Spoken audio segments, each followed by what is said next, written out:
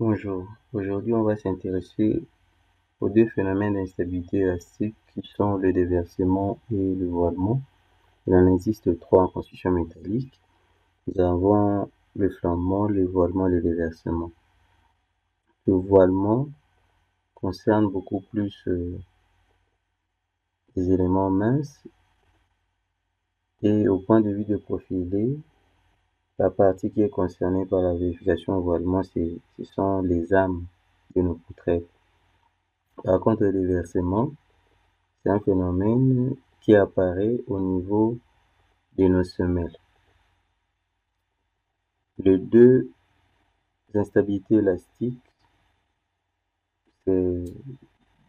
ça se calcule manuellement, on vérifie les moments de déversement critique et le moment de voilement, tout ça. Mais il y a un élément qui nous aide à assurer cette stabilité-là, c'est l'emplacement des raidisseurs. Comme dans cet exercice, vous voyez, il y a un raidisseur placé ici. Le raidisseur, par exemple, dans le cas d'une traverse, ça peut être le panne, l'appui de panne. Partout les pannes sont appuyées, ça sert d'appui et de raidisseur au même moment. Donc ça raidit la semelle. Là, c'est d'une manière théorique, on peut le vérifier. Mais la grande question qu'on se pose aujourd'hui, c'est comment on peut vérifier ça dans le logiciel Robot Structural Analysis.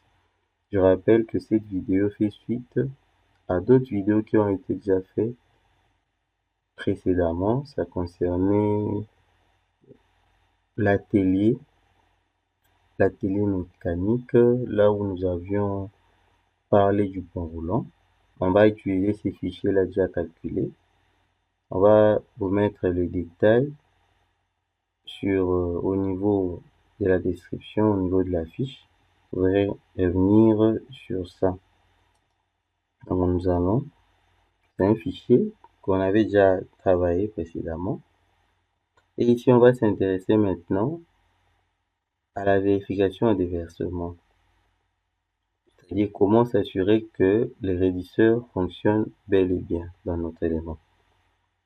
Comme c'est un fichier déjà calculé, pour retrouver les résultats déjà, pour les calculs ayant été déjà faits précédemment, il y a le stockage des résultats qui est là, je clique sur ça, et dimensionnement, c'est déjà sélectionné, je viens afficher, je viens là, je vais m'intéresser à la traverse, puisque c'est ma traverse qui a été dit par les pannes. Vous voyez les pannes qui viennent là-bas, tous ces pannes ici contribuent au raidissement de ma traverse.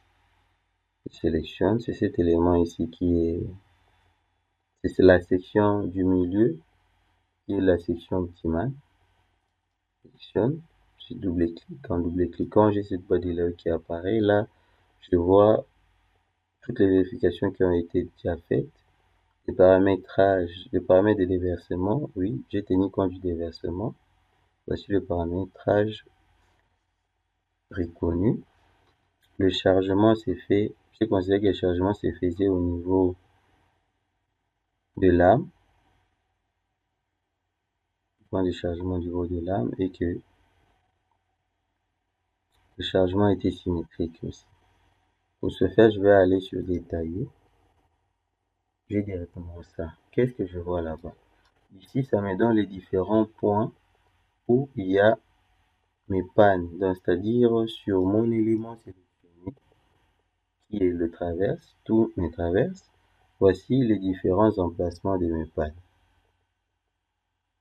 Donc, je vais vous faire, je vais vous donner la vidéo où j'ai parlé de ça au niveau de la description et vous allez vous référer facilement. Donc, j'ai l'emplacement de mes pannes qui constituent des raidisseurs de ma poutre du point de vue des versements. Maintenant, qu'est-ce qu'on fait? On fait toutes ces vérifications. Vous voyez si tout c'est coché, normalement. Par défaut, c'est ne pas coché. Faut tout cocher ici. Voir la stabilité de lame au cisaillement, de lame à la compression. Donc ici, on veut pas seulement la vérification des versements, c'est aussi au voilement.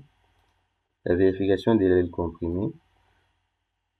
Parce que le déversement s'attaque beaucoup plus aux ailes, ou aux semelles. Raison pour laquelle vous voyez ici stabilité de l'aile comprimée, stabilité de l'aile comprimée. Donc là, il s'intéresse au déversement. Là où il parle de l'âme, il fait la vérification par rapport au voilement de mon âme, de l'âme derrière moi. D'où je lance le calcul. Vous voyez, ici il dit quoi? L'analyse détaillée d'après les code 3. On a les paramètres d'entrée.